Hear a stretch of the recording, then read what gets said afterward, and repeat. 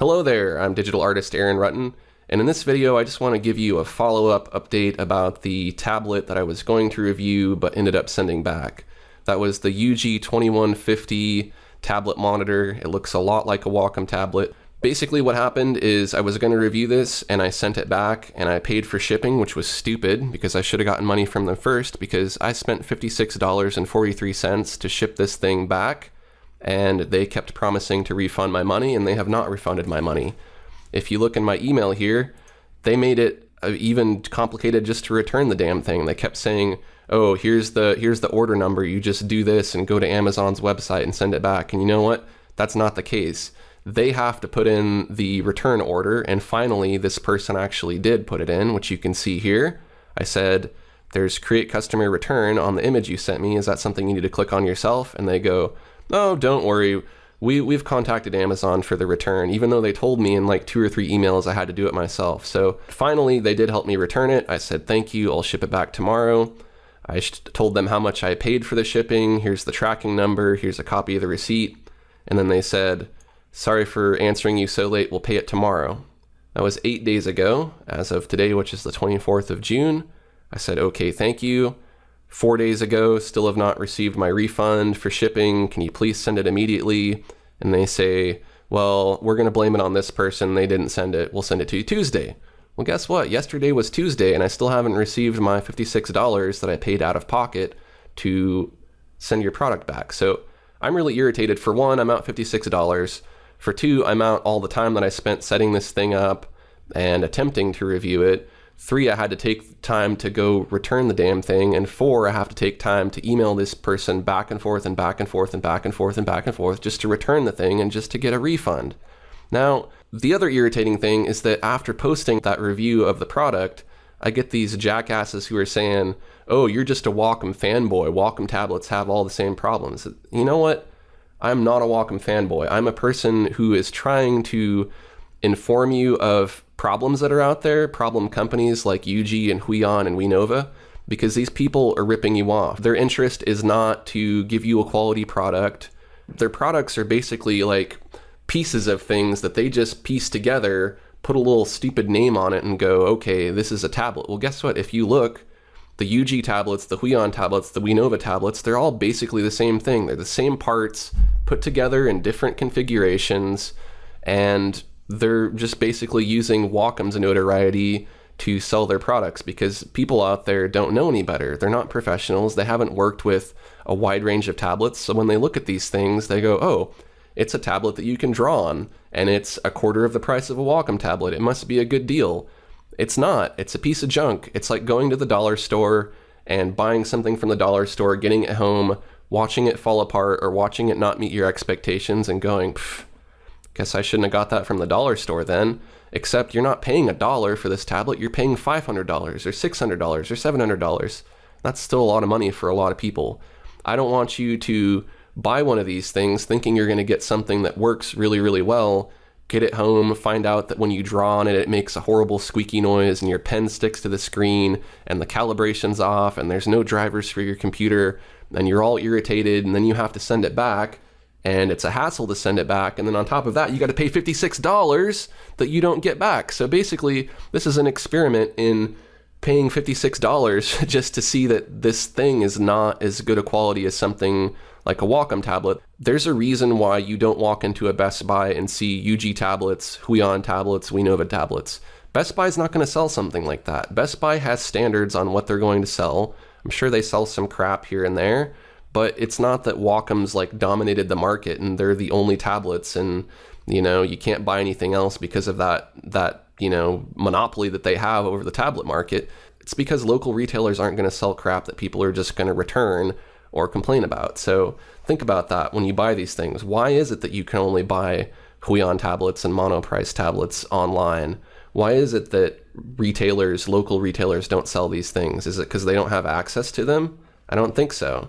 I think it's because they don't want to sell them because they know that they're junk.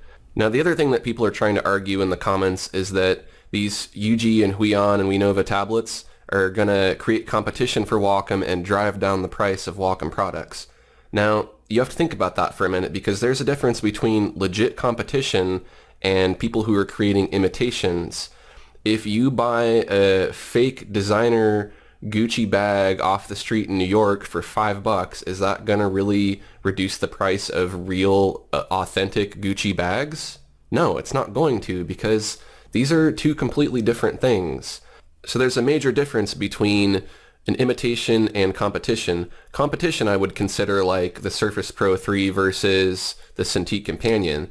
Microsoft is a legitimate company. They have products that they sell in local retailers. You could probably, get tech support pretty easily in just about any country. If you wanted to return your item, you could return it to wherever you got it with no hassle and probably get your money refunded. I would consider that to be competition. I would consider that to possibly influence Wacom's prices because the quality of product that Microsoft is offering is comparable to the products that Wacom is offering. If I had to choose between the Surface Pro 3 or the Companion, I would choose the Companion because I've used both, and I like Wacom's products better because they're made for artists, whereas Microsoft's products are just made for whoever. But that's my preference. But I would consider that competition.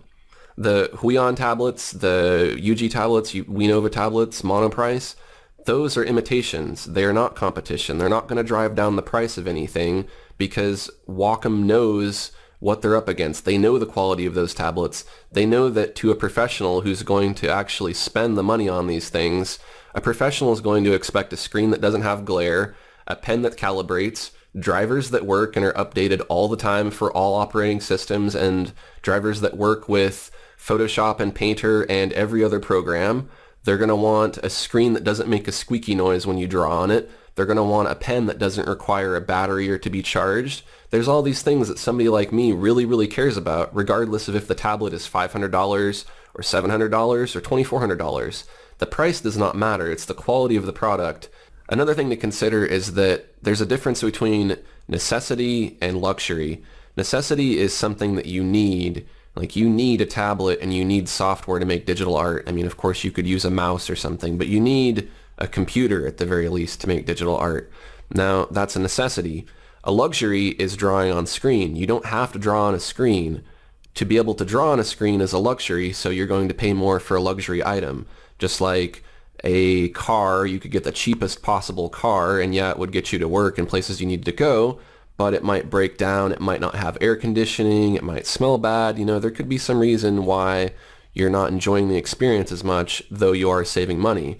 That's a necessity. You got to get to work. However, if you buy a really nice car, like a really fast car or something, a sports car, you don't need that. You're not going to get to work faster driving 120 miles an hour because you can't go that fast.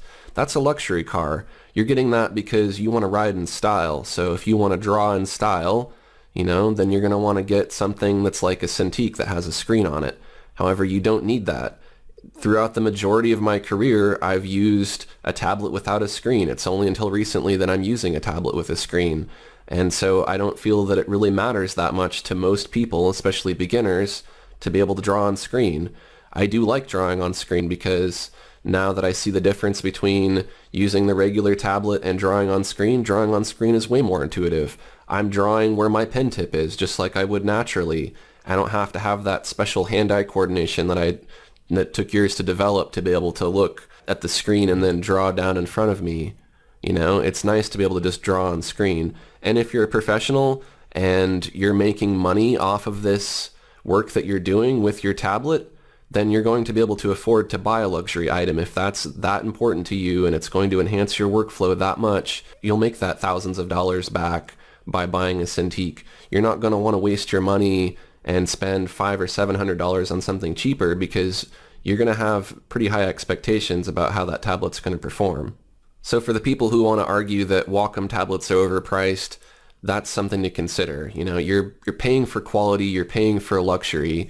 Wacom does have entry-level tablets that are more than reasonably priced for someone who's a beginner. So if you're not the kind of person who's going to be making a lot of money off of your work and it's a hobby, get something cheaper. Get a tablet that doesn't have a screen, but don't come into it going, oh, I can't have the absolute best luxury tablet for $50 because that's not the way it works. You have to think about what goes into a tablet.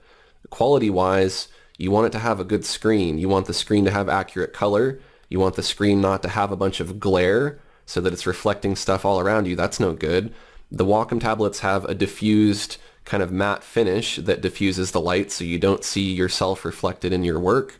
It also has a coating that feels like paper, so when you draw on it, it not only kind of gives you a little bit of friction and sounds and feels more natural when you're drawing, it also dampens the sound from tapping, and it reduces any kind of weird noise. Like for instance, on the UG tablet, when I draw on it, it would make a squeaky noise. On my Wacom tablet, it's just a very faint kind of sound that you'd get if you were drawing on paper. So those things make a huge difference. You can tell that Wacom products are built custom. You know, they may have some components that are kind of general technology inside of them, but on the outside, you know, there's ergonomic buttons. When you rotate the Cintiq, you can grab these little handles, and there's kind of this like pneumatic system that rotates your screen and readjusts it, which is really nice. You don't have to reach around back and use some little cheap little plunger thing to adjust your screen. You know, everything about it is quality. It's a quality product. It's a luxury product. That's the difference between the Cintiq and anything else that's trying to imitate it, or just the regular USB tablets. You don't need to draw on screen. That's a luxury. It's not a necessity. So it's good to be able to kind of see the difference between those two before you go picking something apart based on its price. It's also worth mentioning that you can fake positive reviews and you can buy positive reviews. But I just want you to take a look at this reviews page for the reviews for this particular monitor. So let's go to the first one here. Brilliant monitor, 5 stars, just what I wanted for my daughter 12 who likes drawing, and for myself doing garden designs. Now, for a 12-year-old who doesn't know any better, and for a person who probably has never used an actual Wacom tablet, this UG thing is probably going to seem pretty cool, assuming that they get it working. Now, they're not going to have high expectations like the mouse cursor lining up with the pen tip, because they don't know that it's supposed to line up with the pen tip. They're not going to have any idea that these problems are problems because they've never experienced anything better. So, you know, this could be a legit review, I don't know, but it's from a person who doesn't really have the kind of insight into tablets to really tell you whether or not this is a good monitor. Now, the next one is from John Brenier. I think this is a fake review just because of the way it's written. She has it for 2 weeks using it every day and no problem with it, and then they go on to bash the Wacom Intuos and say that she never uses it or likes it very much.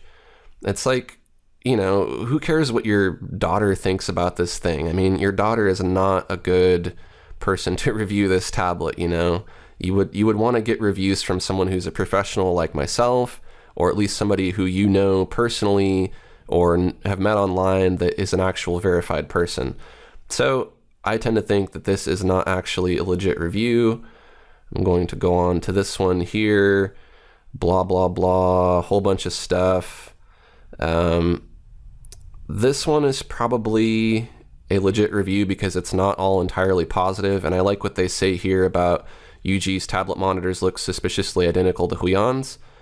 That's because they're all piecing their stuff together from the same basic crap. You know, there's probably screens out there, there's probably digitizers out there, there's probably pens out there that are just cookie cutter things. You piece it together and hey, you got something that looks like a Wacom tablet, except it's not a Wacom tablet. It's the pieces of a Wacom tablet that kind of perform the same function as a Wacom tablet, but not with the same quality. So you can feel free to read these reviews in more detail. That's a pretty good one. No matter what you're buying on Amazon or online, always read the reviews and think really hard about the reviews. Read them and make sure that you're really getting a feel that this particular product was reviewed by a real person and it's not something that was paid for or something that was written by the company themselves. So anyways, I'm done with my angry rant. I hope this saves you some time and some money and some hassle. If it did, take a quick second to like this video and share it with your friends so then at least I get something out of spending $56. And you know what? If you appreciated this review and it did save you some money and you want to help me make that $56 back, send me a donation through PayPal or go on over to patreon.com/Aaron Rutten and make a donation, and maybe that'll make this all worthwhile. Thanks for watching, and I'll see you next time.